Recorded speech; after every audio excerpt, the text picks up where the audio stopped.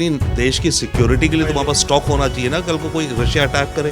अब तुम्हारा अपना स्टॉक ही कम हो गया है, तो यूरोपियन देशों के सामने ये बहुत बड़ी चुनौती है कि उनके पास देना भी चाहें तो उनके पास वेपन्स है नहीं इतनी जल्दी देने को। अमेरिका के पास भी ये चुनौती है। हाँ, एक तरह से तो अमेरिका खुद हड़प रहा है ना सारा, वो यूरोपीय देशों को चाहे इंक्लूड करे ना करे वो अब उसकी मर्जी है। अमेरिका तो ये कह रहा है, जो इनकी एग्रीमेंट है, इसका पूरा ड्राफ्ट है मेरे पास, ये करीब 2.5 पेज की एग्रीमेंट है। और एक्चुअली ये इस एग्रीमेंट का नाम कोई मिनरल एग्रीमेंट नहीं है, इस एग्रीमेंट का नाम है जॉइंट इन्वेस्टमेंट एग्रीमेंट। रूस यूक्रेन युद्ध रुक जाएगा, इसको लेकर के तमाम संभावनाएं तब जागी थी जब ट्रंप ने दावा किया था और वो राष्ट्रपति बन गए। लेकिन यूक्रेन और अमेरिका के बीच में जब एक वार्ता शुरू हुई और उसमें जो मीडिया में चीजें आई, जो क्लिप्स आई, और उसमें उसके बाद यूक्रेन के जेलेंस्की और ट्रंप के बीच में जो तीखी झड़प सी समझ में आई, उससे बातें बिगड़ती हुई समझ में आ रही। तो क्या रूस और यूक्रेन के बीच जो युद्ध चल रहा है वो नहीं थम पाएगा या युद्ध और विकराल हो जाएगा? क्या कुछ संभावनाएं हैं, इसको लेकर के हम सीधे जुड़ते हैं विदेशी मामलों के जानकार, खासतौर से अमेरिका के मामलों के जानकार हैं हमारे साथ रविंदर सचदेवा सर। सर, आपका भारत एक्सप्रेस में बहुत स्वागत है। ये जो कुछ भी हुआ अनएक्सपेक्टेड था और इसकी कतई उम्मीद नहीं थी, हो गया। लेकिन क्या वजह मानते हैं आप, कहाँ कुछ खामी रह गई, किस जगह पर चूक रह गई थी कि दोनों देशों की तैयारियां कम थी जिसकी वजह से ऐसा हो गया, या अचानक में कुछ हुआ? देखिए, जहां तक बात है ट्रंप और जेलेंस्की की मीटिंग की, आपने बिल्कुल सही कहा, कुछ खामियां रह गई थी, कुछ होमवर्क कम रह गया था एक लेवल पे। बाकी तो बहुत सारी और चीजें हैं, कैसी डील होनी थी, कौन सी होनी थी, कब युद्ध रुकेगा, सीज फायर कब कैसे होगी, सिक्योरिटी कैसे होगी यूक्रेन की। पर मेरे नजरिए में 3 खामियां रह गई इस मीटिंग में। 2 मिस्टेक्स हो गई मेरे विचार से अमेरिकन साइड द्वारा और जेलेंस्की साइड द्वारा। अमेरिकन साइड द्वारा जो मेरे विचार से मिस्टेक हुई, पहली बात, यह मीटिंग होनी ही नहीं चाहिए थी। यह मीटिंग जल्दबाजी में हुई, इस मीटिंग में होमवर्क नहीं हुआ। देखिए, जब भी कोई 2 बड़े लीडर्स मिलते हैं और बड़े मुद्दे को लेकर के, तो करीब 70-80% पहले ही बातें कवर अप हो जाती है उनके ऑफिशियल्स द्वारा। दोनों देशों के नेशनल सिक्योरिटी अफेयर्स के, दोनों देशों के external minister, foreign minister, joint secretaries आप मानिए भारतीय कॉन्टेक्स्ट में, ये सारे ऑफिशियल्स मिलकर के दोनों साइड के करीब 80% मामले को सुलटा लेते हैं कि भाई ये एजेंडा रहेगा मीटिंग का, ये दोनों लीडर मिलेंगे। और इनफैक्ट ऑलमोस्ट की जो मीटिंग का रिजल्ट आना है वो पहले डिसाइड हो रखा होता है। तो 80% पहले कर लेते हैं, फिर जब दोनों लीडर मिलते हैं तो कुछ थोड़े बदलाव, कुछ चेंजेस और कोई बड़ी एग्रीमेंट करनी वो भी डिस्कस करके वो आउटकम निकलता है। जब अमेरिका को यह पता था कि जेलेंस्की की सबसे दुखती जो नब्ज है वो ये है कि अगर सीज फायर होती है तो मेरे देश की टेरिटरी मेरे पास रहनी चाहिए, और दूसरा, अगर सीज फायर होती भी है तो आगे चल के मेरे देश की सिक्योरिटी का क्या अरेंजमेंट रहेगा। मिनरल्स वाली जो डील है वो तो एक अलग चीज है कि भाई ठीक है, अमेरिकन कंपनीज इन्वेस्ट करेंगी यूक्रेन की माइंस में, स्टील मिल्स में, एल्यूमिनियम प्लांट्स में, उसमें से पैसा कमाएंगी, rare earth materials, critical minerals में, और जो पैसा कमाएंगी उसमें से एक पोर्शन, मानो आधा पैसा अमेरिकन कंपनी ले जाएगी, आधा पैसा यूक्रेन को जाएगा, जिससे यूक्रेन की रिकंस्ट्रक्शन होगी। तो ये मिनरल वाली जो डील थी ये अलग है, सीज फायर का मुद्दा और सिक्योरिटी का मुद्दा अलग। सबसे अहम बात जो जेलेंस्की के लिए है वो है ना, सीज फायर और सिक्योरिटी। तो जब इन मुद्दों पर कुछ कॉमन पेज पे नहीं आए दोनों साइड और ये मीटिंग कर ली, तो ये होमवर्क नहीं हुआ था ना। तो सबसे पहले गलती मेरे विचार से ये टाइमिंग की थी, ये मीटिंग होनी ही नहीं चाहिए थी, ये होमवर्क पहले हो जाना चाहिए था। एक दूसरी बात, जो अमेरिकन साइड से गलती हुई, जो व्हाइट हाउस में मीटिंग हुई, उसमें जब मीडिया को बुलाया गया, मीडिया को बुला करके केवल जेलेंस्की और ट्रंप के हैंडशेक होते, फोटोज खिंचती और बोलते मीडिया को कि आप इंतजार करो, हम मीटिंग करने जा रहे हैं, अंदर निकल के आपको बताएंगे। क्या जरूरत थी कि 20-25 मिनट, आधा घंटा, 40-50 मिनट एक्चुअली ये लोग मीडिया के सामने क्वेश्चंस करने लगे, जबकि अमेरिकन साइड को यह पता था कि जेलेंस्की की अगेन दुखती नब्ज है ये, उसके प्रायोरिटी में नंबर 1 सीज फायर और सिक्योरिटी है। तो ये मुद्दे उठेंगे तो डिफरेंसेस खुल के सामने आएंगे। तो मेरे विचार से ये 2 मिस्टेक्स या मिस्टेक्स या ओवरसाइट या लैप्स जो भी कहिए अमेरिकन साइड से हुआ। जेलेंस्की की तरफ से मेरे ख्याल से जो हो सकता था, होना चाहिए था शायद, जेलेंस्की को एक इंटरप्रेटर का इस्तेमाल करना चाहिए था। देखिए, इंटरप्रेटर होता, ये अपना यूक्रेनी भाषा में बोलता, इंटरप्रेटर अंग्रेजी में ट्रांसलेट करता, ट्रंप और वैंस को कहता, वो जो अंग्रेजी में कहते वो वापस यूक्रेनी ट्रांसलेट होकर इस पे आता। हालांकि जेलेंस्की अच्छी खासी अंग्रेजी समझता है, हमारे मोदी जी भी तो अच्छी खासी अंग्रेजी समझते हैं, क्यों इंटरप्रेटर यूज करते हैं? ठीक है, इंटरप्रेटर का फायदा ये होता कि जिस तरह से तेजी में ये जेलेंस्की ट्रंप के बीच में तू मैं हो गई, थोड़ी स्लो हो जाती, थोड़ी बहुत स्लो हो जाती। ये कुछ कहता, वो ट्रांसलेट होके उन पे जाता, वो अपना जवाब देते, ये फिर थोड़ा सोच समझ के जवाब देता और वो भी थोड़ा सोच समझ के जवाब देते। तो ये जो तेज रफ्तार बन गई ना, ये एक मतलब धार धार धार धार हो गई। तो ये ना होता अगर इंटरप्रेटर होता। आपने उस पर हम बात करना चाहेंगे कि आपने कहा कि ये बात होनी ही नहीं चाहिए, ये मीटिंग होनी ही नहीं चाहिए थी जेलेंस्की और ट्रंप के बीच में। सभी लोग मानते हैं कि चूंकि युद्ध 3 साल से ज्यादा खिंच रहा है, तो ऐसे में बातचीत तो होनी ही थी। तो क्या ये बात किसी और ढंग से होनी चाहिए थी, रसिया और अमेरिका के बीच में, या यूक्रेन और रसिया बात करते अमेरिका बीच में पड़ता? क्या स्वरूप होना चाहिए था बातचीत का आपके हिसाब से? देखिए, ये मीटिंग तो होनी थी, परंतु इसमें होमवर्क और होना चाहिए था, तब ये होनी चाहिए थी मीटिंग अव्वल जल्दबाजी में। और दूसरी बात, इस मीटिंग के होने के लिए बाकी जो 2 विषय हैं उन पर भी सहमति होनी चाहिए थी कि सीज फायर जो होनी है, मतलब जब युद्ध विराम होगा तो कैसे होगा, कि यूक्रेन की जो टेरिटरीज हैं रशिया के पास वो उसी पे रहेंगी या क्या होगा, और यूक्रेन की सिक्योरिटी फ्यूचर में, चलो नेटो में नहीं आएगा, पर सिक्योरिटी कैसे गारंटी होगी, इन 2 चीजों पर भी काम होना चाहिए था। और उसके साथ फिर ये मिनरल्स की बात डिस्कस होती। देखिए, ये 3 अलग अलग चीजें हैं। मिनरल्स की जो डील की बात हो रही है उसमें कि ठीक है, अमेरिकन कंपनीज इन्वेस्ट करेंगी, यूक्रेन की जमीन में माना जाता है बहुत सारे रेयर अर्थ और क्रिटिकल मिनरल्स हैं, अमेरिकन कंपनीज उनमें इन्वेस्ट करेंगी और जो कमाई होगी उसका आधा पैसा अमेरिकन कंपनीज ले जाएंगी और आधा पैसा यूक्रेन की डेवलपमेंट रिकंस्ट्रक्शन में इस्तेमाल होगा। तो मिनरल्स वाली तो ये डील है। सीज फायर का क्या होगा, कैसे होगी, और सिक्योरिटी कैसे होगी, तो इन मुद्दों पे बात होनी चाहिए थी ऑफिशियल्स के बीच में। या फिर अगर ऐसा है कि ट्रंप से मिलकर ही जेलेंस्की की ये सारी बातें होनी थी कि कैसे सीज फायर वगैरह होगी, तब ये मीटिंग का रूप बिल्कुल दूसरा हो सकता था। कैंप डेविड एक वॉशिंगटन डीसी के बाहर प्रेसिडेंशियल रिट्रीट है, जहां पे वीकेंड्स में कई बार प्रेसिडेंट जाते हैं। आपको याद हो, इजराइल और इजिप्ट का जब अकॉर्ड हुआ था, वो कैंप डेविड अकॉर्ड कहलाता है, क्योंकि वहां पर मिले थे। तो ठीक है, जेलेंस्की आता, एयरपोर्ट से सीधा कैंप डेविड जाता, रिट्रीट में ट्रंप के साथ रहता, एक दिन चुपचाप वहां आपस में बात करते, भाई सीज फायर में क्या मुश्किलें हैं, क्या होगा, ये वो, चुपचाप उसके बाद कुछ करते। तो ये जो मीटिंग है इसका होमवर्क नहीं हुआ था। और आई थिंक अमेरिका ने जो प्रायोरिटीज डिसाइड करी उसमें घपला हो गया, कि अमेरिका ने सोचा मैं पहले मिनरल्स और मेटल्स की डील कर लूं, फिर हम सीज फायर या सिक्योरिटी की बातें करेंगे, जबकि जेलेंस्की के लिए नंबर 1 है सीज फायर और सिक्योरिटी। यहाँ एक बात समझना चाहेंगे कि मिनरल्स को लेकर के जितना तेजी, जितना व्याकुल दिख रहा है अमेरिका कि किसी तरह से उस पर आधिपत्य काबिज हो जाए या हड़प ले एक तरह से, उसके जो अंदाज लग रहा है, तो ये प्रपोजल यूक्रेन की तरफ से दिया गया था मिनरल्स पर पार्टनरशिप को लेकर, या अमेरिका ने ये प्रपोजल दिया हुआ था कि नहीं आप हमें ऐसे करिए तो फिर हम आपके लिए ये सहयोग करेंगे? ये समझना चाहेंगे। देखिए, इस प्रपोजल की जो ओरिजिन है वो तो जेलेंस्की खुद है। पिछले साल जो चल ही रहा है, अमेरिका भी मदद दिए जा रहा था, बाइडेन भी और यूरोप भी, तो ये बार बार कह रहे थे जेलेंस्की से कि भाई आपका प्लान क्या है।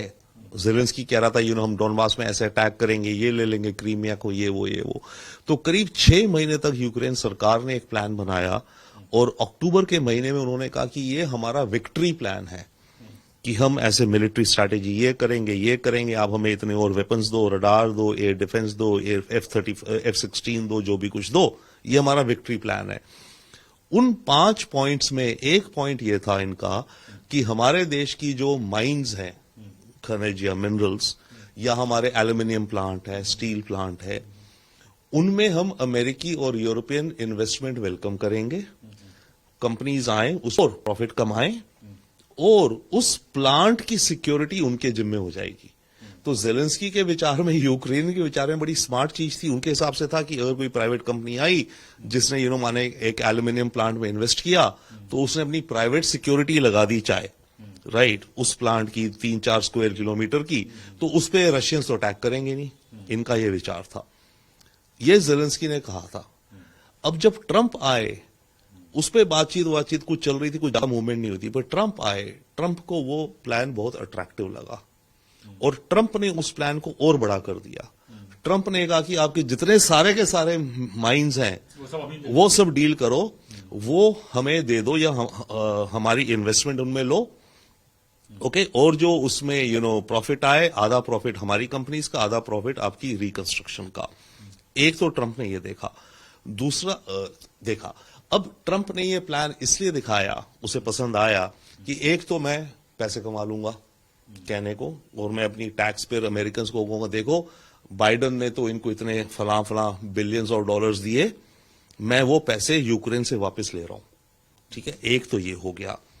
दूसरा जो ट्रंप ने करा, सोचा, उसने अपने नेशनल इंटरेस्ट में बड़ी स्मार्ट चीज सोची है, वो ये है कि जो क्रिटिकल मिनरल्स और रेयर अर्थ्स हैं, ये बहुत एसेंशियल होते हैं आपकी एरोस्पेस में, एविएशन में, कंप्यूटर चिप्स में, विंड टर्बाइंस में, मैंगनीज, टाइटेनियम मिसाइल्स में, लिथियम बैटरीज में, मोलिब्डेनम, इस तरह के जो होते हैं बहुत यूजफुल मटेरियल्स होते हैं ये।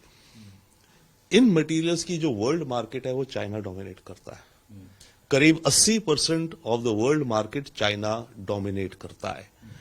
शायद ये भी है कि पिछले 2-3 सालों से चाइना ने अमेरिका को सप्लाई देना भी बंद किया हुआ, ऐसा भी कुछ। एग्जैक्टली, चाइना ने उनपे कई बार अपने वो टैरिफ बढ़ा दिया है, एक्सपोर्ट का रेट बढ़ा दिया है। कई बार चाइना थ्रेटन भी करता है कि तुम ये करोगे तो मैं एक्सपोर्ट बैन कर दूंगा, राइट। तो चाइना की ग्रिप है उस पूरी मार्केट पे। तो ट्रंप को ये दिखा और अमेरिका को ये दिखा कि अगर हम यूक्रेन से ये मिनरल्स ले लेंगे तो हमारी चाइना के ऊपर जो डिपेंडेंसी है वो कम हो जाएगी। खत्म नहीं तो काफी कम हो जाएगी, हमें एक ऑल्टरनेट सोर्स मिल जाएगा।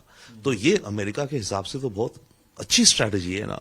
तो ट्रंप को ये 2 फायदे देखे, एक तो मैं पैसे कमा लूंगा वापस जो मतलब हमने आर्म्स के लिए दिए हैं, और दूसरा हमारी नेशनल सिक्योरिटी में हमें चाइना का जो ग्रिप है हम उसे ब्रेक कर देंगे। तो चाइना जो ट्रेड वॉर्स जो अलग अभी आने वाली हैं उनमें जो चाइना की लीवरेज है वो कम हो जाएगी।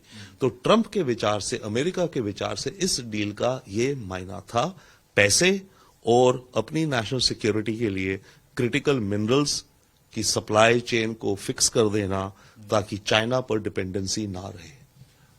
यहाँ पर एक इस तरह की भी खबरें आ रही हैं कि वहां पर जो मिनरल्स हैं रेयर वाले, वो भारत की इकोनॉमी का 3 गुना अधिक लगभग, एक मोटा तो इसलिए भी अमेरिका वहां पर जल्दबाजी कर रहा था। और जैसा आपने भी कहा कि जो यूक्रेन का प्रपोजल था वो यूरोपीय देशों के लिए था, ना कि सिर्फ अमेरिका के लिए। हाँ, और उसमें अमेरिका सब हड़पना चाह रहा था या पूरी तरह से मोनोपोली करना चाह रहा था। ये वजह भी डिस्प्यूट की है क्या? नहीं, ये वजह, ये इंटरेस्टिंग क्वेश्चन आपका, बहुत इंटरेस्टिंग है। हाँ, एक तरह से तो अमेरिका खुद हड़प रहा है ना सारा, वो यूरोपीय देशों को चाहे इंक्लूड करे ना करे वो अब उसकी मर्जी है। अमेरिका तो ये कह रहा है, जो इनकी एग्रीमेंट है, इसका पूरा ड्राफ्ट है मेरे पास, ये करीब 2.5 पेज की एग्रीमेंट है। और एक्चुअली ये इस एग्रीमेंट का नाम कोई मिनरल एग्रीमेंट नहीं है, इस एग्रीमेंट का नाम है joint investment agreement. Okay, America की है, उसमें यूरोप का कोई रोल नहीं है। अब वो अमेरिका की बड़ा दिल है, अगर अमेरिका चाहे तो यूरोपियन देशों को और कंपनीज को इंक्लूड करे। आपको लगता है क्या, बीच में मैं पूछ रहा हूं, कि ट्रंप बड़ा दिल दिखाएंगे? क्योंकि ट्रंप अभी आते ही हर तरह से बार्गेनिंग की बातें करते जा रहे हैं। जी हाँ, परंतु अगर आप ट्रंप को देखें तो पिछले 40 साल से हर बार बहुत बार मौके आते हैं, ये खुद कहता है मेरा बहुत बड़ा दिल है, मैं बहुत जेनरस हूं, मैं बहुत फेयर हूं, मेरा दिल बहुत बड़ा है, ये खुद कहता है। अब असल में कितना वो दिखता है वो बात अलग है, कितना एक्ट करता है बात अलग है, पर इसके जहन में ये है कि मैं बहुत दरिया दिल इंसान हूं। ये दिखावे के तौर पे दिखता है, खासतौर से ट्रंप के मामले में। लेकिन एक्चुअल में जिस तरह से उन्होंने कहा कि जैसा देश वैसा हम टैरिफ करेंगे, ये भी बोला हुआ है, फिर वो चाहे चाइना हो या विश्व के बाकी देश हो या भारत जैसा देश भी, उससे भी ये लगातार प्रेशर में लेने की कोशिश समझ में आई है। हाँ जी, हाँ बिल्कुल। देखिए, जहां तक ट्रेड की बात है, ये टैरिफ की भारत के साथ भी अभी पड़ेंगे, हमारे पे भी टैक्स है वो। अगेन आप ट्रंप को अगर देखें, पिछले 40 वर्षों से ये पॉलिटिक्स में तो 10 साल से आया, बट पिछले 30 साल से बार बार कहता है हमारी पॉलिटिक्स गलत जा रही है, और इसका ये मानना था। और अगर आप देखें तो आंकड़े भी कहते हैं बात सही है, पर ये कहता है कि दूसरे देश हमारे से नाजायज फायदा उठाते हैं। 80 के दशक में जब जापानीज कंपनीज अमेरिका में बहुत इन्वेस्ट कर रही थी, बहुत कमा रही थी, जापानीज कार्स आ रही थी, जापानीज कंपनीज बड़े बड़े न्यूयॉर्क की बिल्डिंग्स खरीद ले रही थी, तो उस समय ये डर था कि भाई जापानीज ही अमेरिका को टेक ओवर कर लेंगे। तो उस समय भी ये कहता था जापान के लिए कि ये जापानी तो हमें हड़प रहे हैं, हम उनको एक्सपोर्ट करते हैं, उस पर इतनी बड़ी ड्यूटीज लगती हैं, पर हमारे पे ये ऐसे करते हैं। फिर कुवैत और इराक वगैरह को लेके कहता था कि ये जो किंग्स, ये मोनार्क्स हैं, ये तो रॉयल्टी की तरह रह रहे हैं, पर हमसे फायदा उठा रहे हैं। तो ट्रंप की ये फिलॉसफी रही है शुरू से। तो अभी जो ट्रंप कह रहा है, अल्टीमेटली वो ये कह रहा है 10%, 25% तो आप अलग रखिए, उसका ये कहना है कि जितना टैक्स आप मेरे सामान पे लगाते हो, उस सामान पे, जैसे आपकी ऐनक है या जूते हैं, अगर आप जूते पे, अमेरिकन मेड जूते पे 10% ड्यूटी लगाते हो, तो इंडिया के अगर जूते मेरे देश में आएंगे, मैं भी 10% लगाऊंगा। रेसिप्रोकल टैरिफ की वो बात कर रहा है। या सर, आपसे फिर से हम उसी बात पे आएंगे जिस पर हमारी बात शुरू हुई थी। अब जेलेंस्की ब्रिटेन पहुंचे हुए हैं और वहां पर यूरोप के कुछ देश मिल करके जो उनकी प्रायोरिटी, जैसा आपने कहा कि यूक्रेन की प्रायोरिटी है कि किसी भी सूरत में युद्ध की तस्वीर बदले, सीज फायर हो, प्रायोरिटी ये है। उसके बाद देश का पुनर्निर्माण हो यूक्रेन का, और उसमें जो भी मिनरल्स हैं, रेयर हैं, उन सबको आपस में पार्टनरशिप के साथ किया जाए। तो क्या यूरोप के बाकी देश अब इसमें हिस्सेदारी निभाएंगे और उसमें एक पार्ट खाली मिलेगा अमेरिका को? नहीं, ऐसा नहीं होगा। अगर जो भी कुछ होगा तो अमेरिका को केवल एक पार्ट नहीं, अमेरिका को मेजॉरिटी पार्ट मिलेगा, या तो सारा मिलेगा या मेजॉरिटी अमेरिका को, जो भी अगर सोल्यूशन होता है। पर पहली बात यह है कि अगर क्या यूरोपीय देश यूक्रेन को सपोर्ट कर सकते हैं? मानो अमेरिका बिल्कुल नहीं कर रहा, केवल और केवल यूरोपियन देश करें यूक्रेन को सपोर्ट, राइट, पैसे से और आर्मामेंट से भी। थ्योरी में कहा जाए तो यूरोपीय देश कर सकते हैं, थ्योरी में, राइट, पैसा है उनके पास, आर्म्स में भी कर सकते हैं, पर उसमें प्रॉब्लम यह है कि उनकी खुद की डिफेंस मैन्युफैक्चरिंग खत्म हो चुकी है, और उनके खुद के अपने डिफेंस के इन्वेंटोरी जो मिनिमम होना चाहिए वो बहुत कम हो चुका है, क्योंकि 3 वर्षों से यूक्रेन को दिए जा रहे हैं।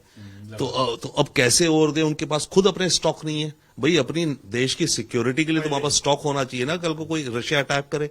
अब तुम्हारा अपना स्टॉक ही कम हो गया है। तो यूरोपियन देशों के सामने ये बहुत बड़ी चुनौती है कि उनके पास अभी चाहे नहीं इतनी जल्दी देने को, अमेरिका के पास भी ये चुनौती है। सेकेंडली, पैसा तो दे सकते हैं यूरोपियन देश थ्योरी में, बट प्रैक्टिकलिटी में प्रॉब्लम है यूरोप को। अभी आप वो देख भी सकते हैं, जब बात हो रही थी कि ब्रिटेन और फ्रांस के वहां पर ट्रूप्स जाएंगे, जो पीस कीपिंग फोर्स होगी, अगर सीज फायर होती है तो पीस कीपिंग के लिए, तो ब्रिटेन भी कह रहा था और फ्रांस भी कह रहा था कि हमें पीछे से इंश्योरेंस चाहिए या बैकस्टॉप चाहिए अमेरिकन पावर का। तो अमेरिकन पावर के बिना यूरोपियन देश इतना ज्यादा नहीं कर पाएंगे। परंतु आज जो मीटिंग हो रही है लंदन में, इसमें आई थिंक अब यूरोप के सामने बहुत बड़ा क्वेश्चन आ गया है, और यूरोप को अब रियलाइज हो रहा है या यूरोप को दिख रहा है कि शायद उसका भविष्य है अमेरिका के साथ। पर जैसे अभी तो भाई भाई थे ना अमेरिका और यूरोप, अब शायद हम भाई भाई नहीं, हम शायद अब थोड़े दूर के रिश्तेदार हो गए हैं, वो माहौल हो गया है यूरोप का। तो यूरोप के सामने बहुत बड़ी चुनौती है इस समय। तो यूरोप अकेले यूक्रेन को नहीं सपोर्ट कर पाएगा, इसमें ये वापस जाएंगे अमेरिका के पास सपोर्ट के लिए। आप एक आखिरी सवाल आपसे समझना चाहेंगे, क्या लग रहा है, क्या आने वाले समय में ये रूस और यूक्रेन का युद्ध समाप्त हो पाएगा? और अगर हो पाएगा तो क्या अमेरिका ही हावी रहेगा, या इसमें यूक्रेन के जो कुछ देश हैं इंग्लैंड सहित, ये सभी अपनी भूमिका निभाएंगे और फिर वहां के जो खनिज संपदा है उस सब में सभी कोई ज्वाइंट एक प्लान बनाएंगे और वो प्लान सार्थक हो पाएगा, सफल हो पाएगा? देखिए, चांस तो ये है, चांस हाई चांस है कि ये युद्ध रुकेगा, शायद अगले 3-6 महीने में रुकेगा। ओके, और जो ये युद्ध रुकेगा उसमें अमेरिका की भूमिका अहम रहेगी। राइट। अब उस सिचुएशन में पहुंचने के लिए बहुत बड़े चैलेंजेस भी हैं, कि सबसे बड़ा चैलेंज वही है कि टेरिटरी का है ना, कि टेरिटरी की यूक्रेन अपनी कितनी टेरिटरी छोड़ने को तैयार है, होगा अव्वल, और दूसरा वही है कि फ्यूचर सिक्योरिटी ऑफ यूक्रेन कैसे गारंटी करी जाएगी। तो ये जो दो मुद्दे हैं बहुत ही पेचीदा हैं। बट इन जनरल अगर हम एक्सपेक्ट करें तो हो सकता है अगले 3 से 6 महीने में ये युद्ध रुकेगा। अगर रुका इन 3 से 6 महीने में तो ये यूक्रेन के लिए नुकसानदायक सोल्यूशन होगा। जो भी होगा, अगर 3 से 6 महीने में रुकता है तो यूक्रेन को अपनी टेरिटरी छोड़नी पड़ेगी, और यूक्रेन को जो सिक्योरिटी गारंटी मिलेगी उसका कह नहीं सकता किस तरह की मिलेगी। ये थी हमारी खास बातचीत रविंदर सचदेवा जी से, जिन्होंने बहुत ही सरल और आसान शब्दों में बातों को समझाने की कोशिश की और ये बताया कि युद्ध यदि रुकता है तो उसमें अभी थोड़ा सा वक्त और लगेगा, 3 से 6 महीने लग सकते हैं, और ये तय बात है कि यूक्रेन इस पूरे समझौते में घाटे में रहने वाला है। एक छोटी बात मैं ऐड कर सकूं, अगर युद्ध इसलिए भी रुकेगा शायद क्योंकि देखिए, ट्रंप ने यह दावा किया था कि यह युद्ध मैं रोक दूंगा 1 दिन में। फिर जब वो सत्ता में आए तो उन्होंने कहा कोई बात नहीं, 100 दिन में मैं रोक दूंगा। तो अब ये ट्रंप की आन बाहन शान की बात होगी है कि युद्ध रुकवाना है। वो भी बहुत अहम फैक्टर हो गया कि ट्रंप अब पूरी कोशिश करेंगे, नहीं तो जो ट्रंप की धाक है, ये अपने को मास्टर ऑफ द डील कहते हैं, तो ये तो मतलब डील करा नहीं पाए तो उसकी जो भी कहिए उस पर धब्बा पड़ेगा ना। और उधर ये भी बात चल रही है, अगर ये युद्ध रुक गया तो यूरोपीय देश ट्रंप को ये भी दिखा रहे हैं कि आपको नोबेल प्राइज मिल सकता है। तो नोबेल प्राइज के लालच में कहिए आप, या अट्रैक्शन में, और उससे पहले अपनी जो इसने गारंटी करी है और अपने देश के अंदर अपने सपोर्टर्स को दिखाना, भी देखो मैं तो दुनिया कंट्रोल कर रहा हूं। अगर ये युद्ध नहीं रुका तो ये ट्रंप का फेलियर होगा, इसलिए ट्रंप पूरा प्रयास भी करेंगे इस युद्ध को रुकवाने। सचदेवा जी ने बताया कि ट्रंप की पूरी कोशिश होगी कि किसी भी सूरत में ये युद्ध रुके। उसकी वजह है कि ट्रंप ये भी साबित करना चाहेंगे कि विश्व में दरोगागिरी दरअसल सिर्फ उन्हीं की चल रही है। कैमरा पर्सन रमेश राय के साथ आदित्य द्विवेदी, भारत एक्सप्रेस, दिल्ली।